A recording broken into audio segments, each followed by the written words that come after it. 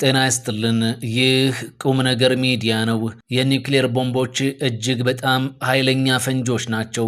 በዚህ የፍንዳታ ሂደት ውስጥ ቦምቡ ኃይልን የሚያገኘው ከአቶምና ከአይሶቶፕ ሲሆን ለዚህም ነው አንዳንድ ጊዜም አቶሚክ ቦምብ ተብሎ የሚጠራው። የኒውክሌር ጦር መሳሪያዎች ከፍተኛ መጠን ያለው ጨረር ስለሚረጩ በጨረር ምክንያት ህመምን ያስከትላሉ። በዚህም የተነሳ መሳሪያው የሚያስከትለው ጉዳት ከፍንዳታው በኋላም ለረጅም ጊዜ ይቀጥላል። ነገር ግን በዓለም ታሪክ ይህ መሳሪያ ጥቅም ላይ የዋለው 2 ጊዜ ብቻ ነው። ይህም በሁለተኛው የዓለም ጦርነት ማብቂያ ላይ በጃፓን ከተሞች ሂሮሺማና ናጋሳኪ ላይ ነው። በዚህም ከባድ እልቂትና ውድመት መድረሱ አይዘነጋም።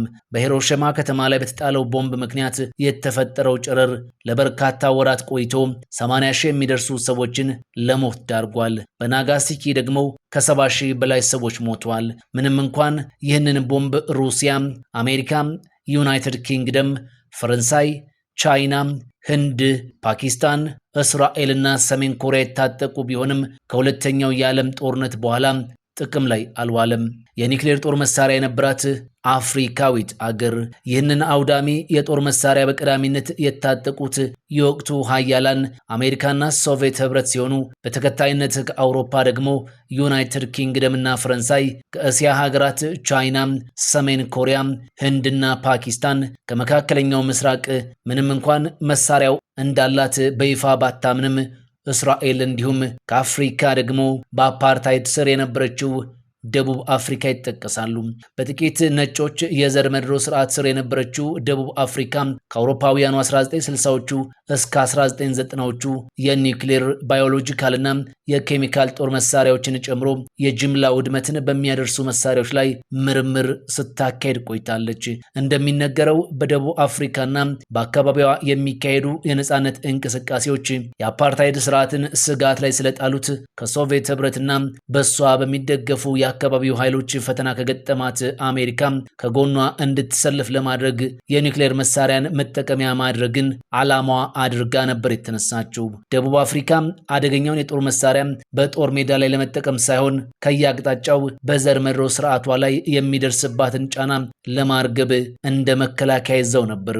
በዚህም እስከ 6 የሚደርሱ የኒውክሌር አረሮችን በድብቅ አዘጋጅታ ነበር።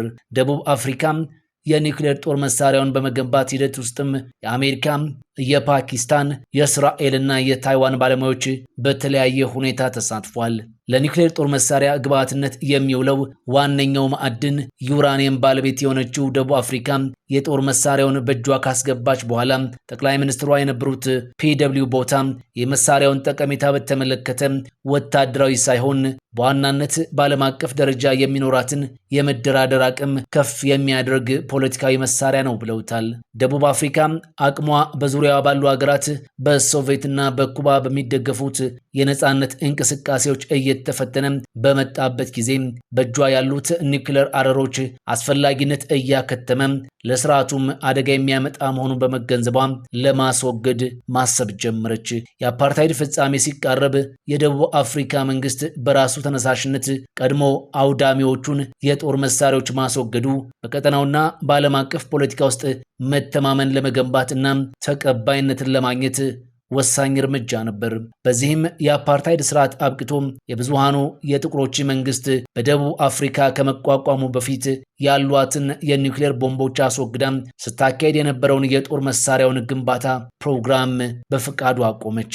ከዚያም በአውሮፓውያኑ 1991 የኒውክሌር ጦር መስፋፋት መከላከል ስምምነት ፈራሚ ሆና ዓለም አቀፍ የአቶሚክ ኢነርጂ ኤጀንሲ በሀገሪቱ ውስጥ ያካሄደውን ፍተሻ በ1994 አጠናቆ ደቡብ አፍሪካ በእጇ ላይ ያሉ የኒውክሌር የጦር መሳሪያዎች መወገዳቸውን አረጋግጧል።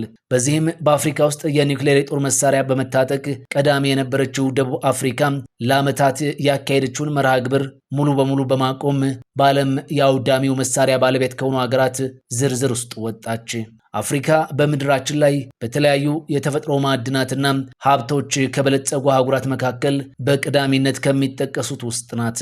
ለኒውክሌር ጦር መሳሪያ ወሳኝ የሆነው ዩራኒየም በበርካታ የአፍሪካ ሀገራት ውስጥ ይገኛል። በሁለተኛው የዓለም ጦርነት ማብቂያ ወቅት አሜሪካ የመጀመሪያውን የኒውክሌር ቦምብ ጥቃት በጃፓን ከተሞች ላይ ስትፈጽም ለቦምቦቹ መሳሪያ የዋለው ዩራኒየም ከዲሞክራቲክ ኮንጎ የተገኘ መሆኑ ይነገራል። የዩራኒየም ማዕድን በተለያየ ደረጃዎች ተጣርቶ ለኒውክሌር ጦር መሳሪያ የሚውል ሲሆን የተለያዩ አገራት ማዕድኑ እንዳላቸው ይታመናል። ይህንን ማዕድን ከሚያመርቱ 10 ዋነኛ ሀገራት መካከል 3ቱ የአፍሪካውያኑ ናሚቢያ፣ ኒጀር እና ደቡብ አፍሪካ ናቸው። ማዕድኑ ለተለያዩ አገልግሎቶች የሚውል ቢሆንም ለአውዳሚ ተግባር ጥቅም ላይ እንዳይውል በዓለም አቀፉ የአቶሚክ ኃይል ኤነርጂ ኤጀንሲ አማካኝነት ቁጥጥር ይደረግበታል። በንድፈ ሐሳብ ደረጃም የትኛውም ቴክኖሎጂው እውቀቱና ተቋሙ ያለው አገር የኒውክሌር ጦር መሳሪያን ሊታጠቅ ቢችልም የኒውክሌር መስፋፋትን የሚገድበው ዓለም አቀፍ ስምምነት እዚህ ጋር ይመጣል። ይህ በዓለም ሀገራት መካከል የኒውክሌር ጦር መሳሪያን መስፋፋት ለመከላከል የተደረሰው ስምምነት አውዳሚው መሳሪያም በሁሉም እጅ እንዳይገባ እንዲሁም ያሉትም እንዲወገዱ የሚያደርግ ነው። ከአውሮፓውያኑ 1970 ወዲህ አሜሪካ፣ ሩሲያ፣ ዩናይትድ ኪንግደም፣ ፈረንሳይና ቻይናን ጨምሮ 191 ሀገራት ይህንን ስምምነት ፈርመዋል። እነዚህ 5 ሀገራት ከስምምነቱ በፊት የጦር መሳሪያውን ገንብተውና ሞክረው ስለጨረሱ የኒውክሌር ጦር መሳሪያው እንዲኖራቸው ተፈቅዶላቸዋል። ነገር ግን እነዚህ ሀገራት የኒውክሌር ጦር መሳሪያ እንዲኖራቸው ቢፈቀድላቸውም በስምምነቱ መሰረት እስከ መጨረሻው ይዘውት ለመዝለቅ ሳይሆን ያሏቸውን የኒውክሌር አረሮች ቀስ በቀስ እየቀነሱ እንዲያስወግዱ ይጠበቅባቸዋል።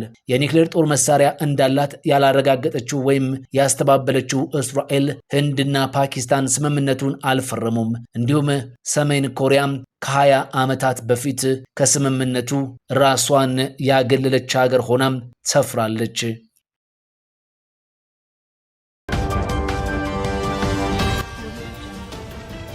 ጤና ይስጥልን። ይህ ቁም ነገር ሚዲያ ነው። ትኩስ መረጃዎችን፣ የኪነ ጥበብ ዜናዎችንና ልዩ ልዩ ማህበራዊ ጉዳዮችን በየዕለቱ ለመከታተል የቁም ነገር ሚዲያ የዩቲዩብ ቻናልን ሰብስክራይብ ያድርጉ። ቪዲዮዎቻችንን ደግሞ ላይክ እና ሼር በማድረግ ቤተሰብ ይሁኑ። ቁም ነገር ሚዲያ ኦፊሻል ብለውም በቲክቶክ ፎሎ ያድርጉን። ከልብ እናመሰግናለን።